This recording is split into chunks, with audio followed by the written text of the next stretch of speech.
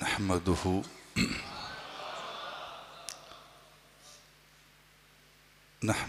ونصلي ونسلم على رسوله الكريم اما بعد فاعوذ بالله من الشيطان الرجيم بسم الله الرحمن الرحيم قال الله تعالى في كلامه المجيد البرهان الرشيد والفرقان الحميد الذين يؤمنون بالغيب ويقيمون الصلاة ومما رزقناهم ينفقون وقال الله تعالى في مقام آخر يا أيها الذين آمنوا آمنوا صدق الله مولانا العظيم وصدق رسوله النبي الكريم ونحن على ذلك من الشاهدين والشاكرين والحمد لله رب العالمين وقال الله تعالى في مقام آخر إن الله وملائكته يصلون على النبي يا أيها الذين آمنوا صلوا عليه وسلموا تسليما الصلاة والسلام عليك يا سيدي يا رسول الله وعلى آلك وأصحابك يا حبيب الله انتہائی معزز و محترم سامعین، ارباب اہل سنت، ادب خردگان نگاہ محبت،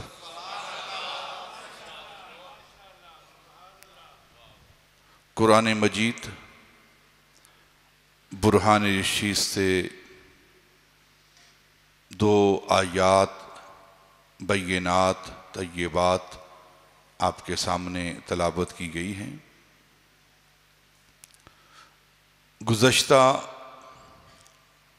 جمعۃ المبارک میں ایمان، اسلام اور پھر ایمان بالغیب،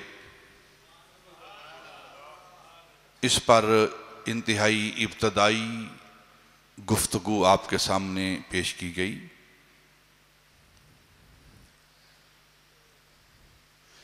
یہ ایمان کیا ہے؟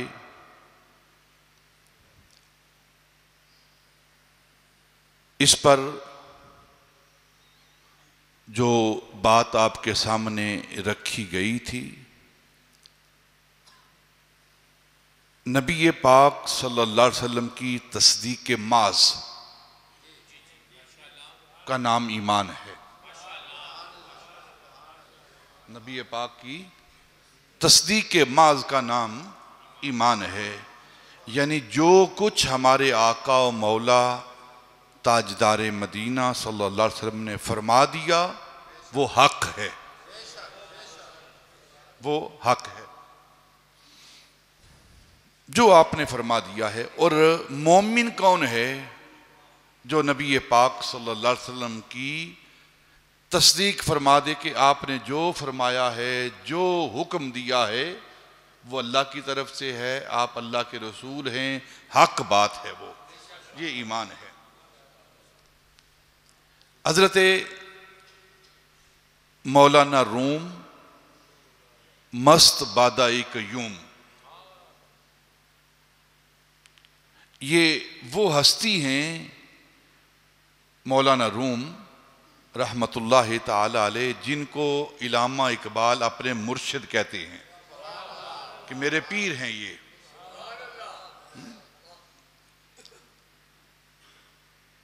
حضرت مولانا روم رحمت اللہ تعالی علیہ نے آج کل جو لوگ ایمان کی تعریف کرتے ہیں اور اپنے اپنے ذہن کے مطابق ایمان کے بارے میں بیان کرتے ہیں تو آپ نے مثال دے کر بات کو سمجھایا ہے۔ فرماتے ہیں کہ 5 اندھے تھے، 5 اندھے تھے، نابینا، جن کی آنکھیں روشن نہ تھیں، آنکھوں میں نور نہیں تھا، اور انہوں نے کبھی ہاتھی کو پہلے نہیں دیکھا تھا، ہاتھی کو پہلے نہیں دیکھا تھا۔ تو ان کے سامنے ہاتھی کو کھڑا کر کے پوچھا گیا کہ بتاؤ ہاتھی کیسا ہوتا ہے، ہاتھی کیسا ہوتا ہے؟ تو ایک نابینا آگے بڑھا، اس نے ہاتھی پر ہاتھ لگایا، اس کے پیٹ پر اس کا ہاتھ لگا، وہ اپنا ہاتھ پھیرتا رہا، تو پیچھے ہٹ کر کہنے لگا ہاتھی دیوار کی مانند ہوتا ہے۔ دوسرا شخص آگے بڑھا، اس کا ہاتھ ہاتھی کے ٹانگ پر پڑا، اس نے ٹانگ پر ہاتھ پھیرا تو اس نے کہا کہ ہاتھی ستون کی مانند ہوتا ہے، ہاتھی ستون کی مانند ہوتا ہے، پلر کی مانند ہوتا ہے۔ تیسرے کا ہاتھ ہاتھی کے کان پر پڑا تو اس نے کہا کہ ہاتھی ایک پنکھے کی مانند ہوتا ہے، پنکھا چلتے ہیں نا آپ، اس کی نہیں بات ہو رہی، اس کی مانند ہے۔ چوتھے نے اس کی سونڈ پہ ہاتھ رکھا تو اس نے کہا کہ ایک لمبے پائپ کی طرح ہاتھی ہوتا ہے، ہاتھی لمبے پائپ کو کہتے ہیں۔ اور کسی کا آخری کا ہاتھ اس کی دم پہ پڑا پیچھے تو اس نے کہا کہ وہ ایک لمبی رسی ہے۔ حضرت مولانا روم رحمت اللہ تعالی علیہ اس مثال کو دیکھ کر کہتے ہیں کہ ہر بندے نے اپنے محسوس کے مطابق، اپنے علم کے مطابق ہاتھی کی تعریف کی ہے، حالانکہ یہ پانچوں کے پانچوں غلط ہیں۔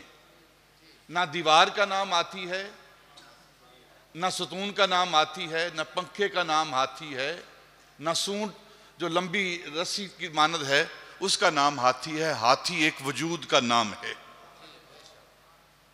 یہ مثال دے کے مولانا روم رحمت اللہ تعالی علیہ فرماتے ہیں کہ کسی نے نماز کو ایمان سمجھا ہوا ہے، کسی نے روزے کو ایمان سمجھا ہوا ہے کہ روزہ ایمان، روزہ رکھ لیا ہے روزہ ایمان ہے، نماز پڑھ لی ہے نماز ایمان ہے، کسی نے جہاد کر لیا ہے تو جہاد کو ایمان سمجھ بیٹھا ہے کہ صرف جہاد ہی ایمان ہے، کسی نے حج کر لیا ہے تو اس نے فقط حج کو ہی ایمان سمجھ لیا ہے۔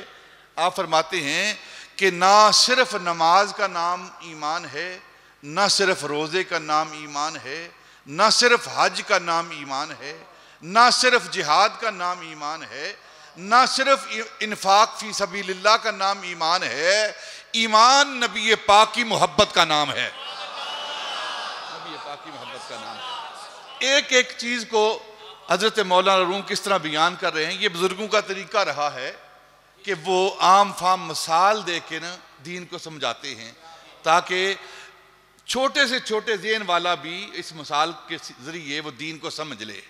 اب صرف لمبی داڑھی رکھ لی ہے تو بس یہی ایمان ہے، نمازیں پڑھ لی ہیں تو یہ ایمان ہے، حج کر لیا ہے تو حاجی کرنے کے بعد، حج کرنے کے بعد سمجھتا ہے کہ میرے جیسا مومن ہے ہی کوئی نہیں۔ نماز پڑھنے والا 3 دن تہجد کی نماز پڑھ لینا تو چوتھے دن وہ ٹھڈے مارتا ہے کہ باقی سارے ہی پتہ نہیں کیا شے ہیں، بس اکیلا میں ہی مومن ہوں۔ اور آپ اکثر مساجد کے اندر بوڑھوں کو دیکھتے ہیں، وہ آ کر مسجد کے لوگوں کو جھاڑ چمپ کرتے ہیں، کیونکہ ان کے نزدیک بس وہی مومن ہیں، باقی سارے ہی ایسے ہی ہیں۔ جس طرح یہ سعودی عرب والے متوع جو تھے نا، وہ 20 آدمی، بس وہ 20 آدمی مومن تھے، باقی ساری دنیا مشرک. جائیں نا آپ تو ان کے ہر عمل کے، اگر آپ نے کارپیٹ پہ ہاتھ لگا لیا ہے مشرک، شرک. ستون پہ ہاتھ لگا لیا ہے شرک. نبی پاک صلی اللہ علیہ وسلم کی جالی مبارک کو ہاتھ لگا لیا شرک. یعنی ان کے نزدیک جالی کو ہاتھ لگانا شرک. صرف وہ 20 آدمی مسلمان ہیں، باقی ساری دنیا. تو ہر آدمی نے اپنے نظریے کے مطابق ایمان کی تعریف کی ہے، اپنے علم کے مطابق، اپنی سوچ کے مطابق. حالانکہ یہ ساری سوچیں غلط ہیں. ایمان کیا ہے؟ ایمان نبی پاک کی محبت کا نام، صرف نبی پاک کی محبت کا نام اور نبی پاک کی تصدیق محض کا نام ایمان ہے. بس اس کے آگے ایمان کوئی شے نہیں ہے. سارے کا سارا ایمان نبی پاک کی ذات کے ارد گرد گھومتا ہے. اگر درمیان سے نبی پاک کی ذات کو نکال لیا جائے، آپ کی ہستی کو نکال لیا جائے، تو باقی کسی شے کا ایمان نام ہے ہی نہیں ہے. اب جب یہ بات ہم نے سمجھ لی ہے کہ ایمان کیا ہے تو پھر آگے چلتے ہیں. الذین یؤمنون بالغیب، جو غیب پر ایمان رکھتے ہیں. دوسری آیت میں اس پر اپنے تفصیلی گفتگو گزشتہ جمعۃ المبارک میں سماعت کی ہے کہ ایمان بالغیب کا درجہ کیا ہے اور صحابہ نے کس انداز میں نبی پاک کی تصدیق کی ہے. دیکھا نہیں نبی پاک کو سودا کرتے ہوئے، لیکن تصدیق کی ہے. یا رسول اللہ، ہم اس بات کی گواہی دیتے ہیں کہ آپ نے جو بات کہی ہے حق کہی ہے. اس پر آپ نے گفتگو سماعت کر لی ہے. اب تھوڑی سی ایمان کی گفتگو کرتے ہیں کہ ہماری ذاتی انفرادی زندگی پر اس ایمان کے اثرات کیا ہوتے ہیں. اللہ رب العزت نے قرآن پاک کے اندر ارشاد فرمایا، یا ایھا الذین آمنوا آمنو، اے ایمان والو ایمان لاؤ. اے ایمان والو ایمان لاؤ. یہ حرف ندا یا، جب ہم کسی کو بلاتے ہیں نا، کسی کو پکارتے ہیں، تو اس پکارنے کا جو لفظ ہے اس کو حرف ندا کہتے ہیں. اے فلاں، لفظ ایک ہی ہے، لفظ ایک سے مراد یعنی کہ وہ حرف ندا ہی ہے، لیکن لہجہ انداز بدلتا رہتا ہے.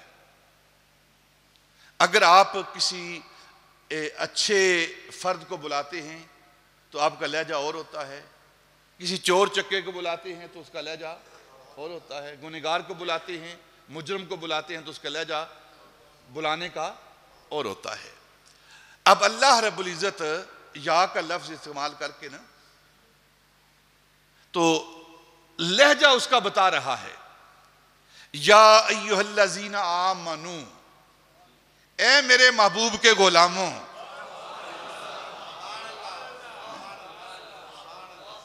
اے میرے محبوب کو ماننے والو. یہ محبت کا، مدحت کا، تعریف کا یہ حرف ندا ہے، تعریف. یا ایھا الکافرون، اے کافرو. لہجہ بدل گیا ہے. یہ ندائے مذمت ہے. پہلا ندائے مدحت، ندائے تعریف، اور دوسرا ندائے مذمت. اللہ رب العزت کافروں کو، جو محبوب کے منکر ہیں نا، جب ان کو خطاب کرتا ہے تو اس کا لہجہ بدل جاتا ہے. جب ایمان والوں کے ساتھ خطاب کرتا ہے تو اس کا لہجہ بدل جاتا ہے. جو لہجو سے پاک ہے، جو اللہ لہجو سے پاک ہے، جب محبوب کے غلاموں کے ساتھ وہ کلام کرتا ہے، محبوب کے غلاموں کے ساتھ مخاطب ہوتا ہے، تو رحمت کے ساتھ، محبت کے ساتھ، پیار کے ساتھ وہ خطاب کرتا ہے. اور جب محبوب کے دشمنوں سے خطاب کرتا ہے تو پھر وہ غضب کے ساتھ ان دشمنوں کے ساتھ خطاب کرتا ہے. دونوں لہجوں کے اندر فرق پڑ جاتا ہے. دیکھیں حضرت امام حسن بصری رضی اللہ تعالی عنہ، آپ فرماتے ہیں کہ جب انسان عبادت کرتا ہے، روزہ رکھتا ہے، سارا دن بھوک اور پیاس کو برداشت کرتا ہے، گرمی کی حدت ہے، شدت ہے، پیاس کی انتہائی اس کو ضرورت ہے وہ پانی پینے کی، لیکن وہ نہ پانی پیتا ہے، نہ کھانا کھاتا ہے، ساری رات قیام کرتا ہے، دن کو روزہ رکھتا ہے، اور تھک ہار کے جب بیٹھ جاتا ہے تو حضرت امام حسن بصری کہتے ہیں کہ ایک بار جب اللہ کی طرف سے اس بندے کو خطاب ہوتا ہے نا، یا ایھا الذین آمنو کتب علیکم الصیام، تو حضرت امام حسن بصری کہتے ہیں کہ سارے دن کی بھوک اور پیاس مٹ جاتی ہے، تھکاوٹ ختم ہو جاتی ہے، کیونکہ اللہ رب العزت نے اس انداز میں اپنے بندے کے ساتھ خطاب کیا ہے۔ تو یہاں اللہ رب العزت ایمان والوں کو خطاب کر رہا ہے، یا ایھا الذین آمنو آمنو، اے ایمان والو ایمان لاؤ۔ یہ قرآن پاک ہے، ایمان والوں کو کہا جا رہا ہے اے ایمان والو ایمان لاؤ، آمنو آمنو، امر دیا جا رہا ہے، یہ امر کا صیغہ ہے، حکم ہے، یہ آمنو ایمان لاؤ۔ تقاضا یہ تھا، عقل و شعور یہ کہتی ہے، فہم و ادراک یہ کہتا ہے، علم یہ کہتا ہے کہ کافروں کو کہا جاتا کافرو تم ایمان لاؤ، منکرو تم ایمان لاؤ، منافقو تم ایمان لاؤ، لیکن یہاں منافقین کو، منکرین کو، کافرین کو یہ نہیں کہا جا رہا کہ تم ایمان لاؤ، بلکہ ایمان والوں کو کہا جا رہا ہے ایمان لاؤ۔ یا ایھا الذین آمنو آمنو، اے ایمان والو ایمان لاؤ۔ تو کیا مطلب ہے جو ایمان والوں کو کہا جا رہا ہے؟ تو علماء بیان کرتے ہیں اللہ رب العزت جو ایمان والوں کو ایمان لانے کا حکم دے رہا ہے، امر کر رہا ہے، تو اجمالی ایمان والو تفصیلی ایمان لاؤ۔ یا ایھا الذین آمنو آمنو، اے اجمالی ایمان والو تفصیلی ایمان لاؤ، اے تقلیدی ایمان والو تحقیقی ایمان لاؤ، اے سن کر ایمان لانے والو دیکھ کر ایمان لاؤ، اے خبر کے ساتھ ایمان لانے والو مشاہدے کے ساتھ ایمان لاؤ، اے سن کر ایمان لانے والو چکھ کر ایمان لاؤ، چکھ کر ایمان لاؤ۔ اللہ رب العزت حکم دے رہا ہے یا ایھا الذین آمنو آمنو، اے سن کر ایمان لانے والو چکھ کر ایمان لاؤ۔ اور دونوں ایمانوں کے اندر فرق ہے، دیکھیں نا، تعریف کی جا رہی ہو کہ شربت بڑا میٹھا ہے، ٹھنڈا ہے، روح افزا ہے، جاں افزا ہے، جام شیریں ہے، پیاس بجھاتا ہے، بڑا اس کا اچھا ذائقہ ہے، ایک طرف یہ ہے، اور دوسری طرف شربت بنا کے ٹھنڈا کر کے گلاس کے اندر ڈال کے پھر انسان اس کو پیے، تو وہ سننے والا اور پینے والا دونوں برابر نہیں ہیں، بس سن کر ایمان لانے والے اور ہیں اور چکھ کر ایمان لانے والے اور ہیں۔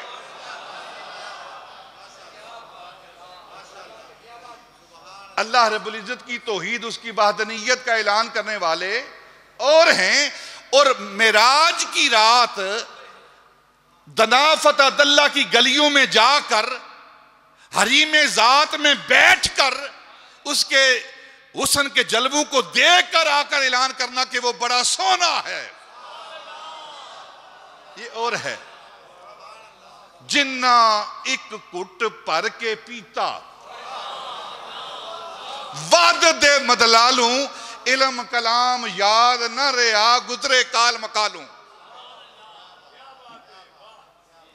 اے سن کر ایمان لانے والو چکھ کر ایمان لاؤ، چکھ کر ایمان لاؤ۔ آج انشاءاللہ بات کریں گے جو چکھ کے ایمان لانے والے،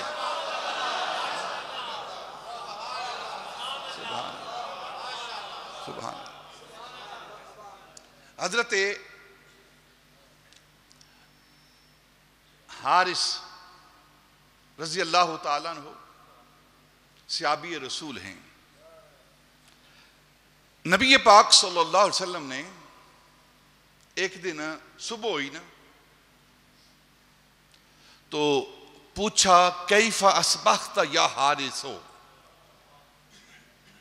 اے حارث صحابی رسول ہیں، تو نے صبح کیسے کی ہے؟ کیف اصبحت یا حارث. حضرت حارث رضی اللہ تعالیٰ عنہ کہتے ہیں کہ نبی پاک نے مجھ سے پوچھا تو کہ تیری صبح کیسی ہوئی، یعنی تو نے رات کیسے گزاری ہے، تو نے رات تیری کیسی بسر ہوئی ہے. ہماری راتیں بھی بسر ہوتی ہیں، صحابہ رضوان اللہ تعالی علیہ اجمعین کی راتیں بھی بسر ہوتی تھی. ہم بھی ایمان کا دعویٰ کرتے ہیں اور وہ بھی ایمان والے تھے، فرق کیا ہے؟ نبی پاک نے پوچھا کیف اصبحت یا حارث، اے حارث رات کیسی بیتی ہے، کیا دیکھا ہے رات کو، کیسے کیسے منظر تھے؟ گویا نبی پاک صلی اللہ علیہ وسلم پوچھنا چاہتے ہیں جو تو نے دیکھا ہے مجھے پتا ہے پہلے. عرض کی یا رسول اللہ میں نے صبح اس حال میں کی ہے اصبحت مومنا حقا، اس حال میں میری صبح ہوئی ہے کہ میں پکا مومن ہوں، میں پکا مومن ہوں. نبی پاک صلی اللہ علیہ وسلم فرمایا کہ حارث انظر ما تقول، غور کر تو کیا کہہ رہا ہے، غور کر تو کیا کہہ رہا ہے. تو کہہ رہا ہے میں پکا مومن صبح کر رہا ہوں، یعنی کہ اس حال میں کہ میرا ایمان پختہ ہے، اس حال میں صبح کر رہا ہوں.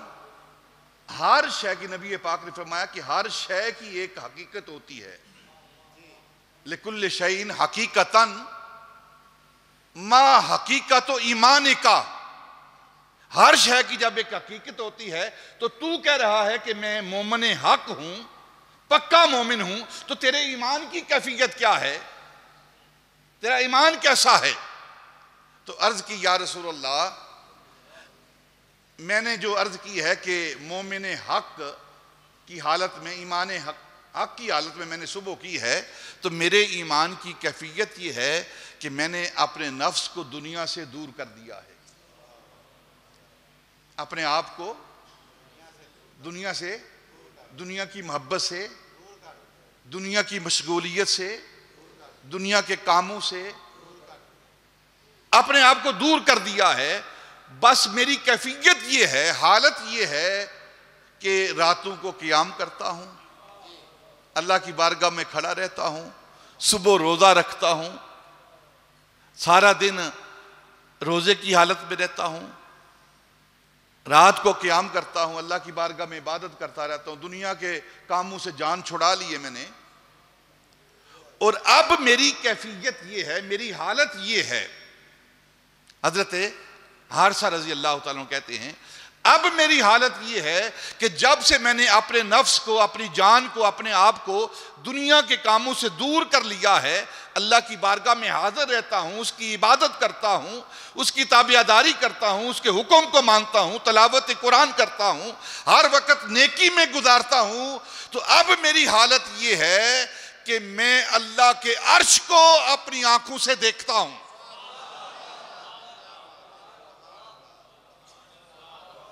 اللہ کے عرش کو اپنی آنکھوں سے دیکھتا ہوں میں.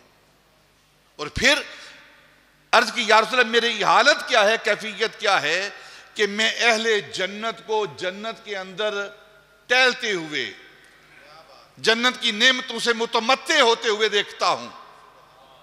میری کیفیت کیا ہے، میری حالت کیا ہے؟ یہ حدیث پاک ہے جو میں آپ کے سامنے عرض کر رہا ہوں. ایک نبی پاک اپنے صحابی سے ایمان کے بارے میں پوچھ رہے ہیں.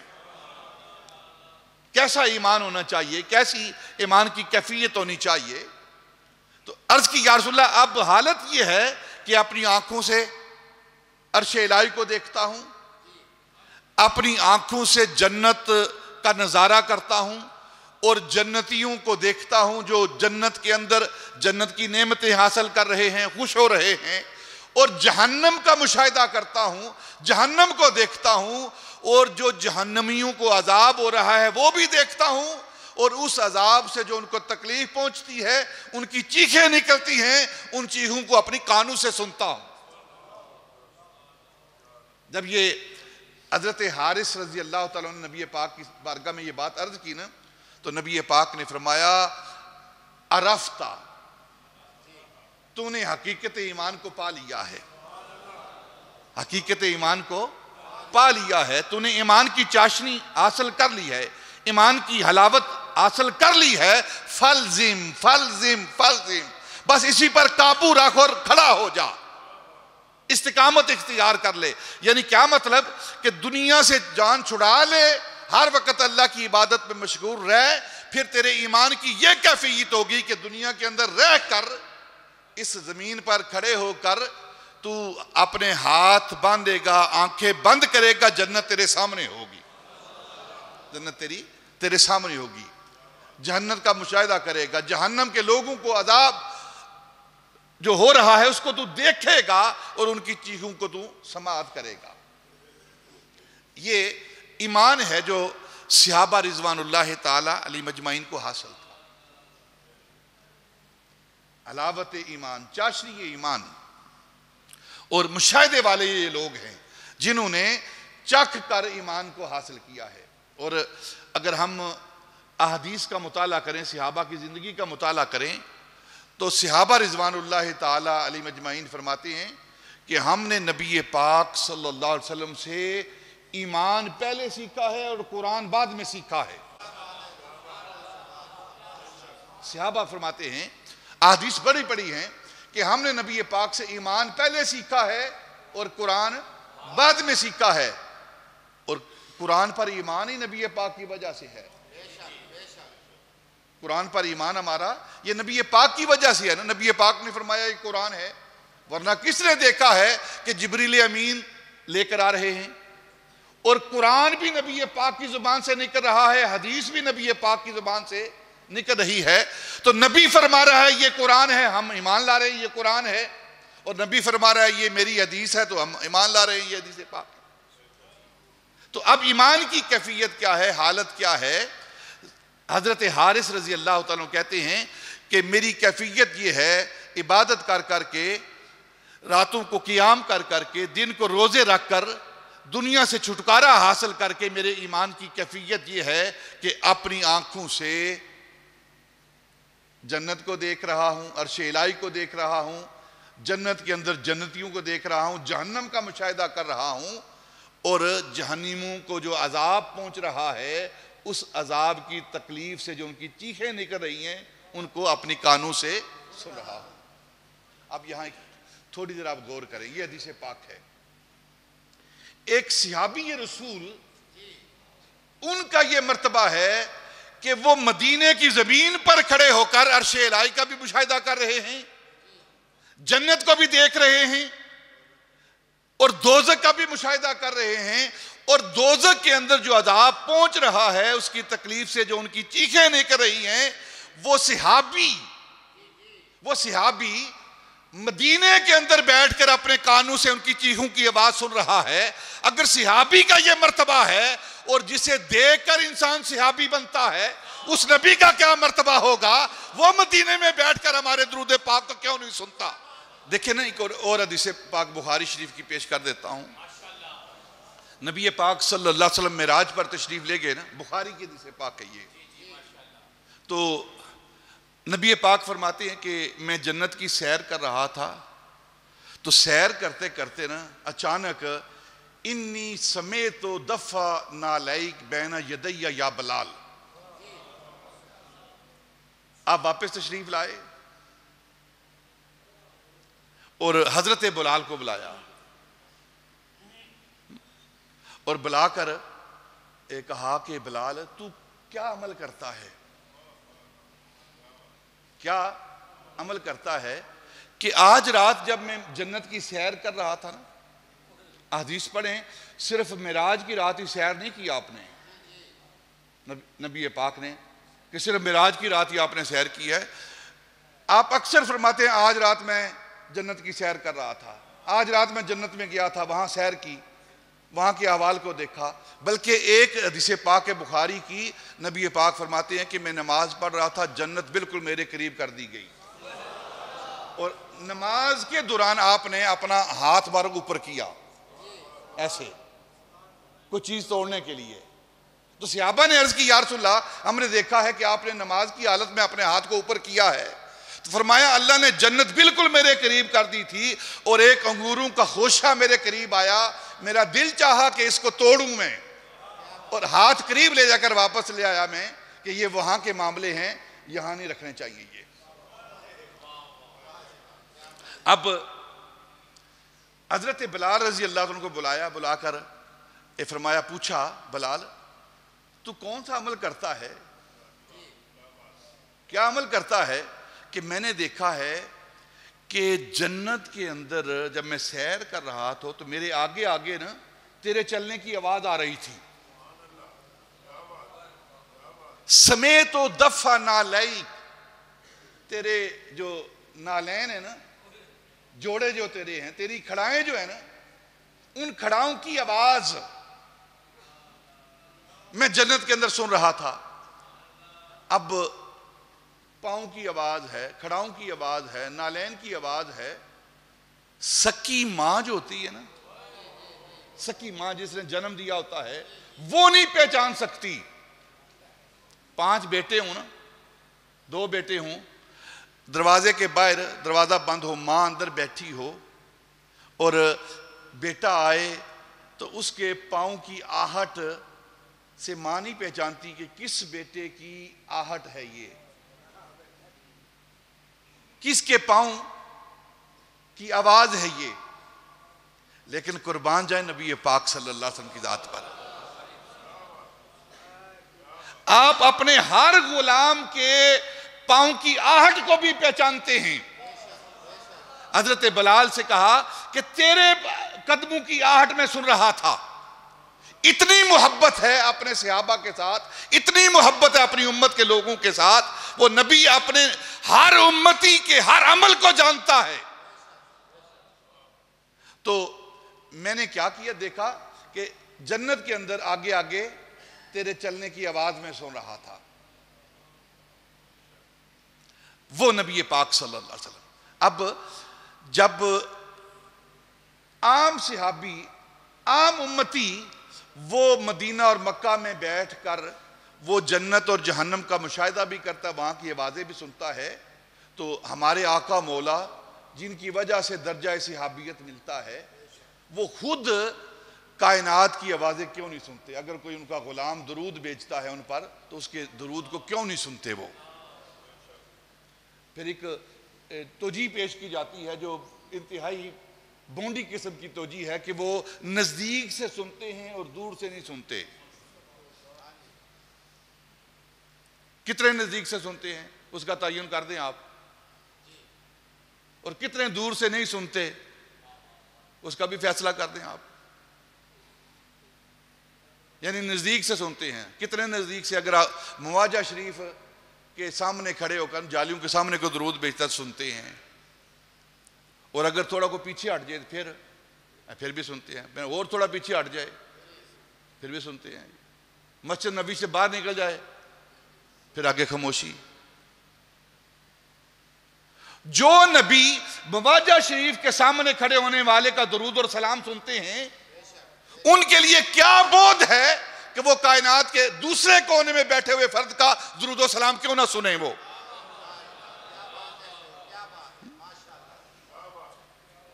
کان تو وہی ہے نا، کان تو وہی ہیں جو نزدیک سے بھی سنتے ہیں اور دور سے بھی سنتے ہیں، اور اللہ نے قدرت دی ہے کانوں کو. تو یہ جو میں نے بات عرض کی ہے صرف اس کا نتیجہ اور اس سے استدلال کرتے ہوئے میں نے یہ بات کی ہے، حالانکہ یہ موضوع نہیں آج کا. یہ تو حضرت حارث رضی اللہ عنہ کہنے لگے کہ زمین پر کھڑے ہو کر میں عرش الہی کو بھی دیکھتا ہوں، جنت اور جہنم کا مشاہدہ بھی سنتا ہوں، اور جنت اور جہنم میں رہنے والے لوگوں کو بھی تکلیف اور راحت محسوس کرتا ہوں، سنتا ہوں۔ وہ ایک اور حدیث پاک سامنے رکھتا ہوں تاکہ پھر آگے موضوع کو لے کر چلیں ہم۔ ایمان کی کیفیت کیا ہے؟ جو ایمان حاصل کر چکے ہیں اس کی حلاوت کس طرح وہ محسوس کرتے ہیں؟ حضرت سعد بن ربیع رضی اللہ تعالیٰ عنہ صحابی رسول ہیں، انصاری صحابی ہیں۔ یہ غزوہ احد ہوا نا، تو کفار نے جبل اینین جو ہے، دو پہاڑ جہاں نبی پاک صلی اللہ علیہ وسلم نے 70 صحابہ کو کھڑا کیا تھا کہ آپ نے یہاں کھڑے رہنا ہے اور کسی حالت میں بھی آپ نے اس جگہ کو چھوڑنا نہیں ہے۔ اب کفار جنگ ہار گئے، بھاگ گئے جنگ کے میدان سے، احد کے میدان سے۔ تو وہ صحابہ رضوان اللہ تعالی علیہم اجمعین جو جبل اینین، وہ دو پہاڑیوں کے درمیان، جو چھوٹی پہاڑیاں ہیں ان کے درمیان وہ جو کھڑے تھے، انہوں نے سمجھا کہ نبی پاک صلی اللہ علیہ وسلم، اپنے اجتہاد ہے ان کا، صحابہ کا ان کا اجتہاد ہے۔ کچھ صحابہ کھڑے رہے کہ نبی پاک نے منع فرمایا نیچے نہیں اترنا، لہذا وہ وہاں کھڑے رہے، اور کچھ اتر آئے نیچے، اور ان کے اترنے کا اجتہاد کیا تھا کہ جس مقصد کے لیے نبی پاک نے وہاں کھڑا کیا تھا وہ مقصد پورا ہو گیا ہے، جنگ ختم ہو گئی ہے، بھاگنے والے بھاگ گئے ہیں، تو آپ وہ نیچے اتر گئے ہیں۔ تو اس پر تان و تشنیع کس بات کی؟ ایک مقصد ختم ہو گیا ہے۔ نماز آپ پڑھنے کے لیے آئے ہیں، جمعہ پڑھا ہے آپ نے، آٹومیٹکلی جمعہ پڑھنے کے بعد آپ چلے جائیں گے کہ نہیں جائیں گے؟ چلے جائیں گے، کیونکہ جو مقصد تھا آپ کا جمعہ پڑھنے کا وہ جمعہ پڑھ لیا آپ نے۔ اب کہنے کی ضرورت نہیں کہ جمعہ پڑھ کے آپ بھاگ جاؤ یہاں سے، آپ خود وہ چلے جائیں گے۔ تو صحابہ رضوان اللہ تعالی علیہم اجمعین وہ نیچے اتر آئے، پھر پیچھے سے کفار نے دوبارہ جمع ہو کے حملہ کیا، تو ایک عجیب طرح کی افراتفری شروع ہو گئی، کیونکہ غیر یقینی حالت میں جب سارے اپنے اپنے کاموں میں مصروف تھے، اس وقت انہوں نے حملہ کیا، افراتفری پیدا ہو گئی، گھمسان کی جنگ شروع ہو گئی۔ تو اب حضرت مصعب بن عمیر رضی اللہ تعالیٰ عنہ کو شہید کر دیا گیا، اور یہ نبی پاک صلی اللہ علیہ وسلم کے مشابہ تھے، ہم شکل تھے۔ تو شیطان نے وہاں آ کر اعلان کیا کہ نبی پاک صلی اللہ علیہ وسلم کو شہید کر دیا گیا ہے تاکہ مسلمانوں کے حوصلے پست ہو جائیں۔ تھوڑی دیر کے لیے ایک افراتفری پیدا ہوئی، اور وہ لوگ جن کا یہ نظریہ ہے معاذ اللہ احد کے اندر مسلمانوں کو شکست ہوئی ہے، یہ قرآن کی اس آیت کے خلاف ہے۔ اللہ رب العزت نے فرمایا اِنَّا فَتَحْنَا لَكَ فَتْحًا مُبِينًا، اس کا حکم باقی ہے، کسی ایک خاص جگہ کے لیے مخصوص نہیں ہے یہ۔ اِنَّا فَتَحْنَا لَكَ فَتْحًا مُبِينًا، محبوب فتح کے سارے دروازے ہم نے آپ نے قدموں کے رکھ دیے ہیں، فتح ملے گی اس کو جو آپ کے قدموں میں آئے گا۔ مسلمانوں کو نبی پاک صلی اللہ علیہ وسلم کو معاذ اللہ شکست نہیں ہوئی، بلکہ ایک وقتی طور پر تھوڑی سی ہزیمت اٹھانا پڑی، جو نبی پاک صلی اللہ علیہ وسلم کا حکم تھا اس کو نظر انداز کرنے کی وجہ سے، نہ سمجھنے کی وجہ سے تھوڑی دیر کے لیے یہ معاملہ ہوا۔ اب حملے شروع ہو گئے، کفار آگے بڑھ کر نبی پاک صلی اللہ علیہ وسلم کی طرف بڑھنے لگے۔ تو نبی پاک نے فرمایا کون ہے جو آج اللہ کی رضا کے لیے اپنی جانیں قربان کرنے والا ہے؟ صحابہ چھلانگے لگا کے آگے بڑھے اور تیر اپنے سینے پر لینے لگے۔ بہت سارے صحابہ شہید ہوئے۔ جب وہ آگے سینہ تان کے کھڑے ہو جاتے ہیں تو دوسرے صحابہ جو ادھر ادھر تھے وہ بھی جمع ہو گئے اور کفار وہاں بھاگ گئے۔ تو حضرت سعد بن ربیع رضی اللہ تعالیٰ عنہ یہ بھی اس جنگ میں شریک تھے۔ تو نبی پاک صلی اللہ علیہ وسلم نے جب باقی صحابہ کو دیکھا کہ ارد گرد موجود ہیں، تو حضرت زید بن ثابت رضی اللہ تعالیٰ عنہ کو بھیجا کہ جاؤ تلاش کرو سعد بن ربی کہاں ہے، ان کو تلاش کرو۔ تلاش کیا گیا اور فرمایا زید بن ثابت جا کر تلاش کرو، اور اگر تم پا لو نا سعد بن ربی کو تو سعد بن ربی کو میرا سلام دینا۔ نبی پاک فرما رہے میرا سلام دینا۔ ساری کائنات نبی پاک کو سلام بھیجتی ہے، ساری کائنات، حتیٰ کہ اللہ کی ذات اپنے محبوب پر سلام بھیجتی ہے اور سلام بھیجنے کا حکم دیتی ہے۔ قربان جاؤں صحابی تیرے مرتبے پر، تیرے مقام پر، کہ جس ہستی کو ساری کائنات اللہ کی ذات کے ساتھ سلام بھیجتی ہے، وہ محبوب تجھے سلام بھیج رہا ہے۔ اور جا کر پوچھنا، اگر وہ مل جائے نا تو پوچھنا کیف تجدو کا، اپنے آپ کو کس انداز میں پا رہے ہو، کیسے، کیفیت کیا ہے اس وقت تمہاری جب زخم لگے ہوئے ہیں، تیروں کے زخم ہیں، بالوں کے زخم ہیں، تلواروں کے زخم ہیں، اب تیرے ایمان کی کیفیت کیا ہے، اس وقت تو کیا سوچ رہا ہے؟ کیف تجدو کا، اپنے آپ کو کس حالت میں پا رہا ہے؟ کیا اب تیرا ایمان اسی طرح پختہ ہے، اسی طرح کامل ہے، اسی طرح حق ہے جس جذبے کے ساتھ آیا تھا، یا تکلیف محسوس کرنے کے بعد اب تیری کیفیت کیا ہے، تو افسوس کر رہا ہے؟ تو آگے سنیں، صحابہ کا جذبہ سنیں۔ حضرت سعد بن ربی عرض کرتے ہیں وعلیک السلام، میرا بھی سلام حضور کی بارگاہ میں پیش کرنا، اور جا کر عرض کرنا انی آجدو ریح الجنہ، میں عہد کے میدان میں پڑا ہوا ہوں، زخموں میں چور ہوں، لیکن سعد بن ربی کی کیفیت یہ ہے کہ جنت کی خوشبو میں سونگ رہا ہے۔ یہ وہ ایمان ہے، حلاوت ایمان ہے، چاشنی ایمان ہے جو صحابہ رضوان اللہ تعالی علیہم اجمعین نے حاصل کی ہے۔ اور یہی وجہ ہے حضرت مولا علی رضی اللہ تعالی فرماتے ہیں حضور آپ ہمیں معجزہ دکھائیے یا نہ دکھائیے، آپ چاند کے ٹکڑے کریں یا نہ کریں، سورج کو واپس بلائیں یا نہ بلائیں، درختوں کو اپنے پاس بلائیں یا نہ بلائیں، کنکروں سے کلمہ پڑھائیں یا نہ پڑھائیں، سڑی ہوئی کھجوریں اگائیں یا نہ اگائیں، ہمارے ایمانوں کے اندر کوئی فرق نہیں پڑتا، ہم صرف آپ کی بات پر اور آپ کی ذات پر ایمان لاتے ہیں، کوئی بھی معجزہ نہ دیکھیں ہمارے ایمان بڑھتے رہیں گے۔ یہ معجزات ہمارے ایمانوں کے اندر اضافہ نہیں کر سکتے، ہمارے ایمان اس حد تک پہنچ چکے ہیں۔ اور کتنی محبت کرتے ہیں حضرت مولا علی رضی اللہ تعالیٰ کہتے ہیں نبی پاک صلی اللہ علیہ وسلم کی بارگاہ میں ہم آپ سے کتنی محبت کرتے ہیں، ہماری محبت ہمارے ایمان کی کسوٹی اور پیمانہ کیا ہے اور اس کا عروج کیا ہے، کہ جس طرح پیاسا، عرب کے صحرا کا پیاسا، دنوں کا پیاسا ٹھنڈے پانی سے محبت کرتا ہے نا، عرب کا صحرا ہو، گرمی ہو، 50-55 ڈگری ہو، سفر کر رہا ہو، تو وہ مسافر پیاس کی حالت میں جتنا وہ ٹھنڈا پانی طلب کرتا ہے، ٹھنڈے پانی کے ساتھ محبت کرتا ہے، حضرت مولا علی رضی اللہ تعالیٰ کہتے ہیں ہم اس سے بھی زیادہ آپ سے محبت کرتے ہیں۔ اور یہ ایمان ہے۔ تو حضرت سعد بن ربی نے جب یہ بات عرض کی نا انی آجدو ریح الجنہ، میں جنت کی خوشبو سونگ رہا ہوں، جا کر نبی پاک کی بارگاہ میں عرض کرنا، وہ چلنے لگے۔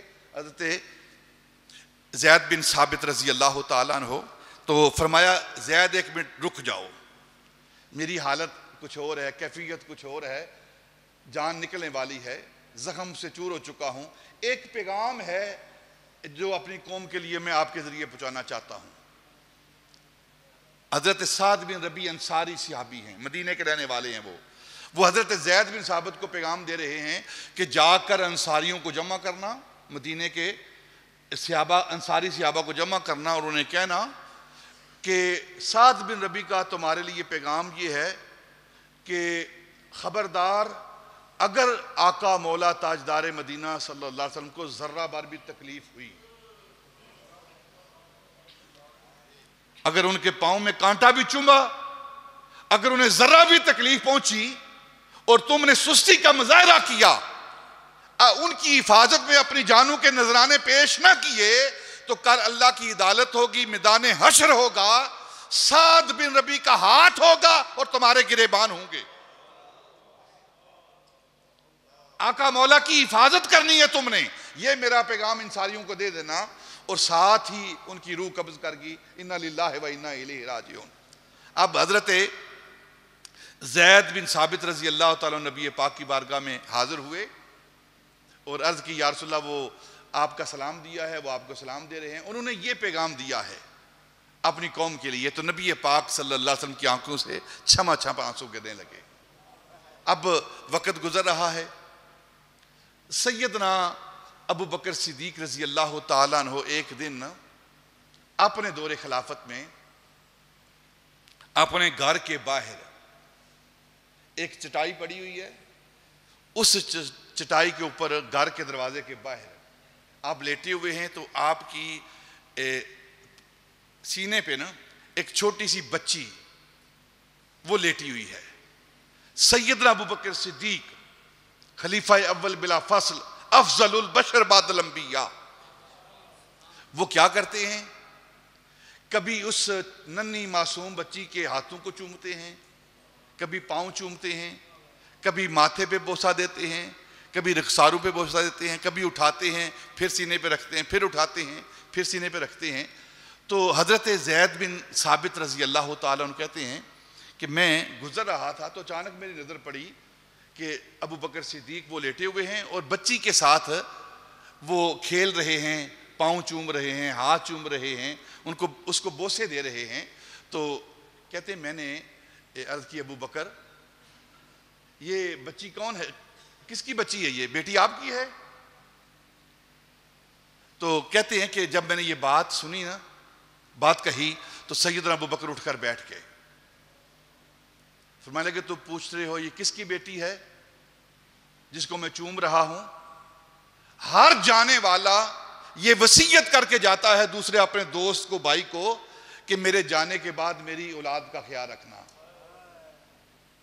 یہی وصیت کرتے نا ہم، میرے بچوں کا خیال رکھنا، ان کا خیال رکھنا، ہمسایوں کو کہتے ہیں، اپنے دوستوں کو کہتے ہیں، عزیزوں کو کہتے ہیں میری اولاد کا خیال رکھنا، میرے گھر بار کا خیال رکھنا، میرے بیوی بچوں کا خیال رکھنا۔ ہر بندہ یہ وصیت کرتا ہے، یہ اس کی بچی ہے، اس کی بیٹی ہے جس نے جاتے ہوئے یہ نہیں کہا تھا کہ میری اولاد کا خیال رکھنا، میرے بچوں کا خیال رکھنا، یہ اس کی بیٹی ہے جس نے جاتے ہوئے یہ کہا تھا نبی پاک کا خیال رکھنا، نبی پاک کا خیال رکھنا۔ یہ وہ ایمان ہے صحابہ رضوان اللہ تعالی علیہم اجمعین کا کہ انہوں نے اپنے اس ایمان کی حلاوت اور چاشنی کو چکھا ہے، اس حلاوت کو پا لیا ہے۔ اور پھر حضرت عبداللہ بن حذافہ سہمی رضی اللہ تعالیٰ عنہ، ان کے ایمان کی بات کر لیتے ہیں۔ کس انداز میں وہ نبی پاک صلی اللہ علیہ وسلم کی ذات کے ساتھ محبت کرنے والے اور ایمان کی حلاوت اور چاشنی پانے والے ہیں۔ سیدنا عمر فاروق رضی اللہ تعالیٰ عنہ کے دور میں 13 ہجری میں رومیوں کے ساتھ مقابلہ ہوا، تو ایک گروہ تھا صحابہ کا، 10-15 صحابہ ایک ٹولہ جنگ کر رہے تھے، تو ان رومیوں نے دھوکے سے نا ان کو اپنے قبضے میں کر لیا۔ ان میں وہ 12-13 صحابہ رضوان اللہ تعالی علیہ مجمعین تھے، ان میں ایک حضرت عبداللہ بن حذافہ سہمی رضی اللہ تعالیٰ تھے۔ یہ کون تھے؟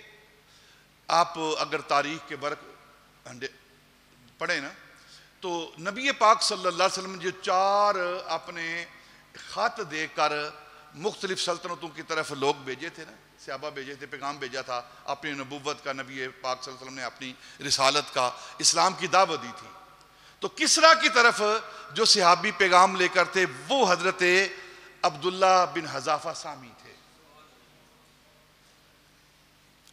ان کو گرفتار کر لیا گیا۔ اب رومی حکمران کے سامنے اس نے کہا تھا کہ میں نے سنا ہے کہ یہ بڑے عاشق ہیں، بڑے ایمان والے ہیں، جان قربان کرنے والے ہیں، ان کو زندہ میرے پاس لاؤ۔ سب کو لایا گیا تو انہیں کہا گیا کہ تم عیسائیت قبول کر لو، اپنے مذہب کو، اپنے دین کو چھوڑ دو، اپنے نبی کو چھوڑ دو، تو تمہارے لیے آزادی ہے، یہاں رہو، ہر طرح کی سہولت تمہیں دی جائے گی، وہاں کی نیشنلٹی دی جائے گی، جیسے آج کل کہا جا رہا ہے، ختم نبوت کا انکار کر دو، مرزا کو نبی مان لو تو نیشنلٹی بھی دی جائے گی، عورت بھی دی جائے گی، پیسے بھی دیے جائیں گے، دنیا کی کامیابی بھی دی جائے گی، ہو رہا ہے نا یہ؟ اور ہمارے مسلمان ہیں اس دنیا کی خاطر، اس دنیا کی خاطر، اس سے بڑی بد نصیبی کیا ہو سکتی ہے؟ اس سے بڑی بدبختی کیا ہو سکتی ہے کہ چند دن کے لیے، چند سالوں کے لیے تم یہ چیزیں لے رہے ہو اور دائمی جہنم کو خرید رہے ہو۔ یہ آفریں دی جا رہی ہیں نا، پھر دنیا کے مال و منال دے کر، طرح طرح کی باتیں کر کے نبی پاک کی محبت کو، اسلام کی محبت کو ہمارے سینوں سے نکالا جا رہا ہے، اور ہماری نوجوان نسل بڑی آسانی کے ساتھ اس کو قبول کر رہی ہے۔ یہ دنیا ہے جی، اس میں اگر کامیاب نہیں ہوئے تو پھر کیا ہوگا؟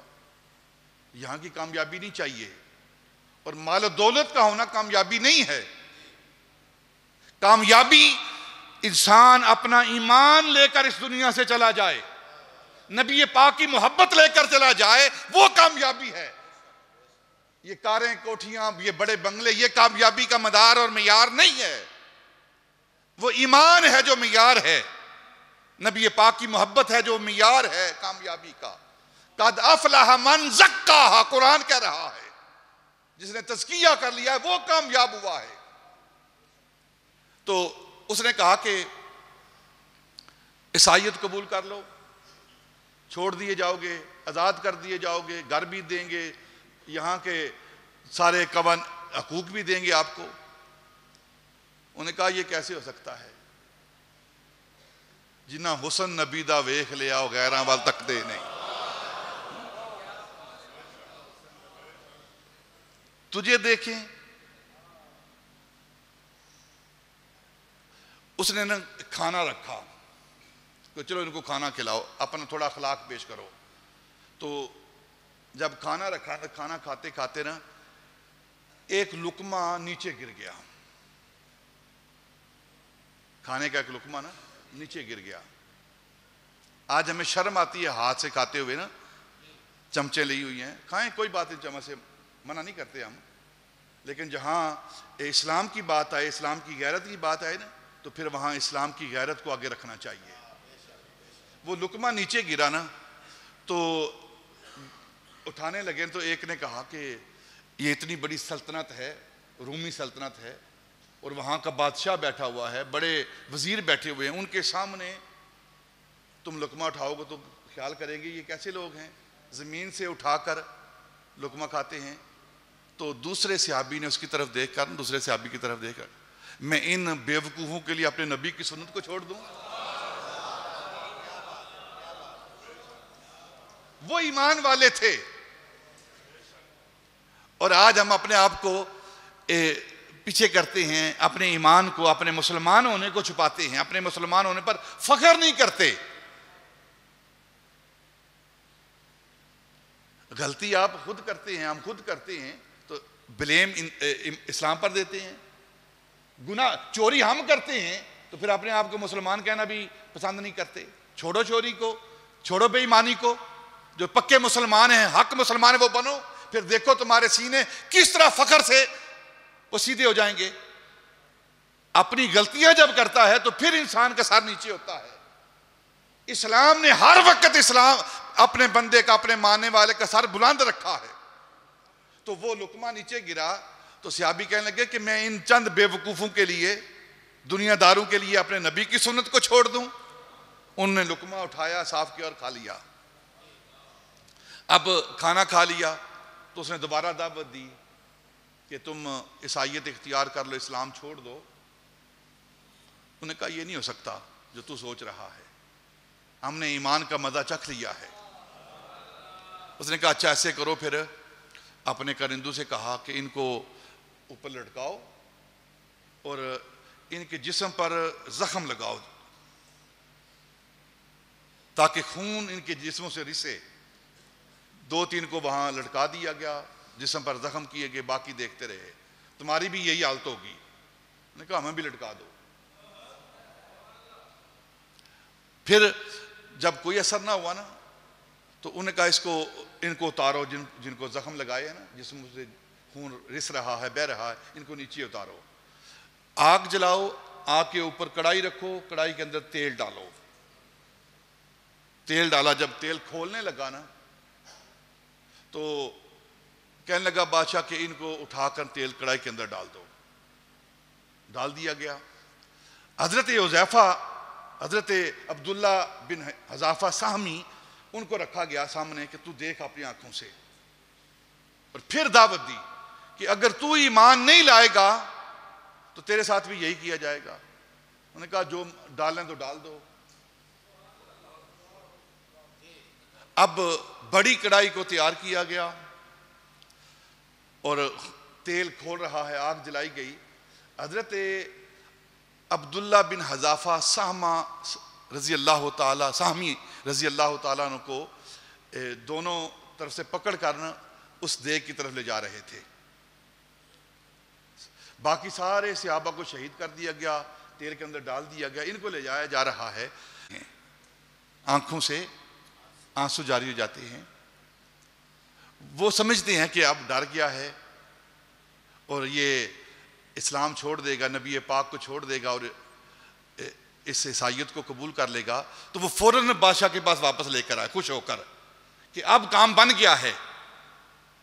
تو اس نے کہا کہ میں نے تمہیں پہلے کہا تھا، تجھے حکومت کی آفر کی تھی، تمہیں یہاں رہنے کے لیے کہا تھا، آدھی سلطنت بھی تجھے دوں گا، اپنا وزیر بھی بناؤں گا، لیکن تم مان نہیں رہا تھا۔ اب جب دیکھا نا اپنی آنکھوں کے سامنے موت تو تجھے رونا آیا ہے۔ آپ نے فرمایا حضرت عبداللہ بن حذافہ سہمی نے، میں اس لیے نہیں رو رہا کہ موت سامنے ہے، اس لیے نہیں رو رہا کہ موت کے خوف سے، مومن بھی کبھی موت سے ڈرتا ہے، میں اس لیے نہیں رو رہا، میری آنکھوں میں آنسو اس لیے نہیں ہیں کہ کڑائی میں ڈالا جاؤں گا، مر جاؤں گا، موت آ جائے گی، رو اس لیے رہا ہوں کہ عبداللہ کے پاس فقط ایک ہی جسم ہے، ایک ہی جان ہے، اگر جتنے جسم پر بال ہیں اتنی جانیں ہوتی تو اپنے آقا مولا پر قربان کر دیتا۔ اگر عبداللہ کے پاس ہزاروں جانیں ہوتی، بال جو جسم پر بال ہیں اس کے مطابق جانیں ہوتی تو اپنے آقا مولا پر اپنی ساری جانیں قربان کرتا میں۔ جب اس نے دیکھا کہ یہ جذبہ ہے ان کا تو اس نے کہا کہ اچھا پھر ایسے کر، تیری بہادری کو دیکھ کر، تیری محبت کو دیکھ کر، تیرے جذبے کو دیکھ کر ایک کام کر لے، تجھے چھوڑ دیتا ہوں۔ آپ نے پوچھا کیا کام ہے وہ؟ کہنے لگے ایک بار میرے سر پر بوسہ دے دے، ہاتھ رکھ کے نا۔ رومی بادشاہ کہنے لگا میرے سر پر ہاتھ رکھ کے بوسہ دے دے، تو چوم لے میرے سر کو تو تجھے آزاد کر دوں گا۔ آپ تھوڑی دیر خاموش رہے، سوچا اور پھر کہا کہ صرف مجھے نہیں، جتنے بھی باقی قیدی ہیں نا سب کو چھوڑے گا تو بوسہ دے دوں گا، صرف میری بات نہیں۔ مسلمان اپنے مسلمان بھائی کو تکلیف میں اکیلے نہیں چھوڑتا۔ سیکھو صحابہ سے جینے کا طریقہ، دوستی کا طریقہ، بھائی چارے کا طریقہ، سیکھو ان سے۔ اپنی بات نہیں کرتا، اگر یہ میرے ساتھی جو تو نے قید کیے ہیں ان کو بھی چھوڑے گا تو تیرے سر پر بوسہ دے دیتا ہوں، کوئی بات نہیں۔ اس نے کہا ٹھیک ہے، وعدہ ہو گیا۔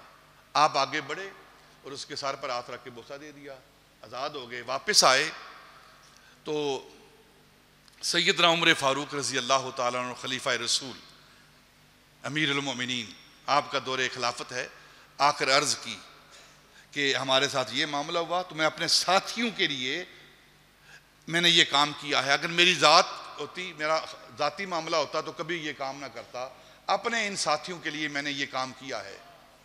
سیدنا عمر فاروق رضی اللہ تعالیٰ عنہ آپ کے چہرے پہ تبسم آیا، فرمایا ممبر لاؤ آگے۔ ممبر لایا گیا، عبداللہ بن حذافہ سہمی کو ممبر پہ بٹھایا گیا اور ہر صحابی کو حکم دیا گیا کہ سارے آگے بڑھ کر اس کے سر پر بوسہ دو۔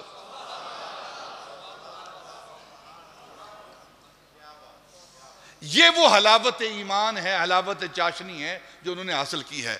آج چند ٹکوں کے لیے، ایک کرسی کے لیے، وہ بھی چند دنوں کے لیے، ایک وزارت کے لیے، وہ بھی چند دنوں کے لیے، جس کی حیثیت ہی کوئی نہیں، اپنا ایمان بھی فروخت کر رہے ہیں، اپنا دین بھی بیچ رہے ہیں۔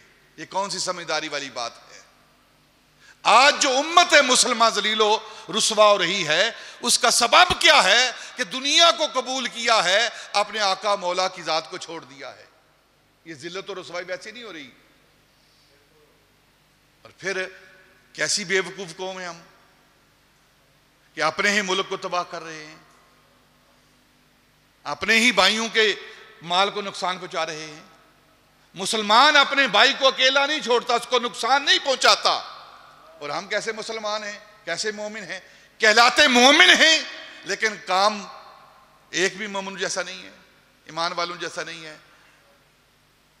ہمارا کسی پارٹی کے ساتھ تعلق نہیں ہے، میں بارہا یہ اعلان کر چکا ہوں یہاں سے، کوئی سیاسی کسی پارٹی کے ساتھ ہماری ہمدردیاں نہیں ہیں۔ جو ملک کا ہمدرد ہے وہ اس کے ساتھ ہماری ہمدردی ہے، یا دوسرے لفظوں میں جو نبی کا غلام ہے وہ ہمارا امام ہے۔